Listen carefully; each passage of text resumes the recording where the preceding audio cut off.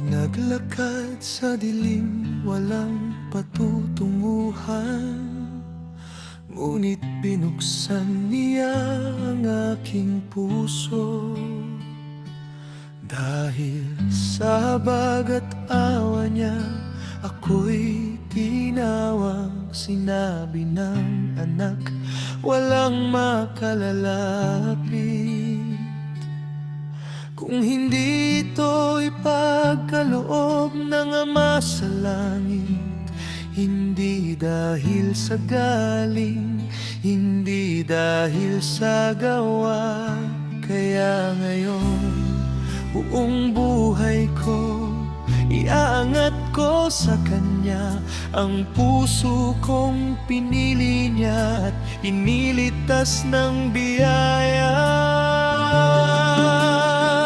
Kaya ang tanging maibabalik ko sa Kanya ay 1,000,000 pasasalamat at pagpupuri sa banal niyang pangalan. Luwalhati sa kataas-taasan, Hari ng mga hari.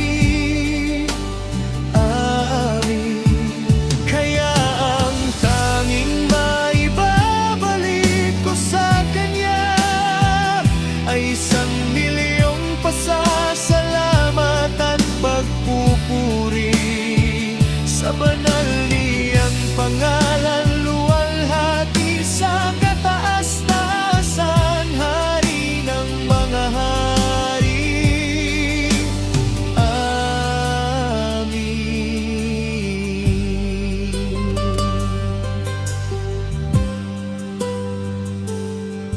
Gaya ni Saulo noon, binago ang landas.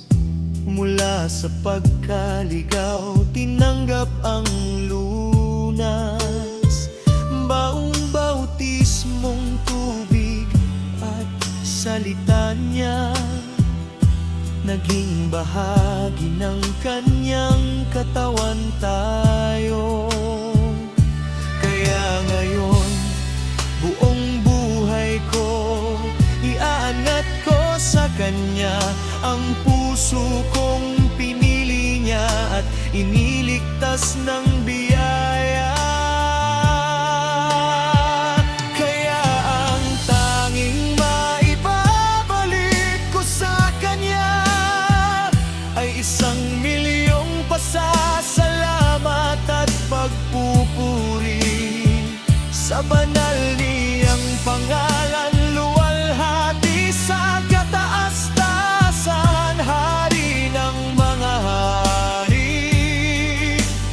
Amen.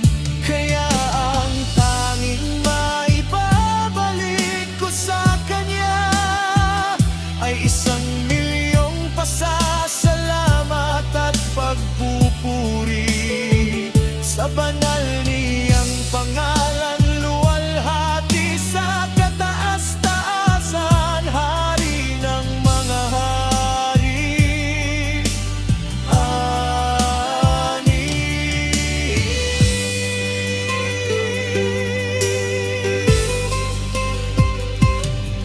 Sa Kanyang kapangyarihan, karangalan at trono, ngayon at magpakailanman, sa Ama at sa Anak. Ito ang aming panalangin at pag-amin.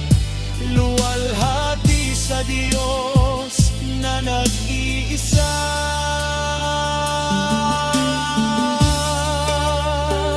Kaya ang tanging maibabalik ko sa Kanya ay 1,000,000 pasasalamat at pagpupuri sa banal niyang pangalan. Luwalhati sa kataas-taasan, Hari ng mga hari.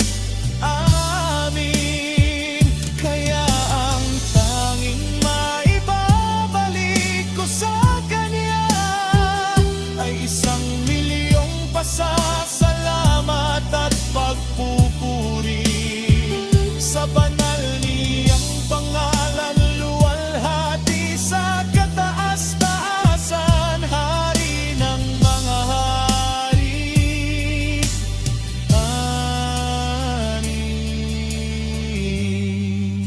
Sa Diyos ang lahat ng papuri, amin siya nawa magpakailanman.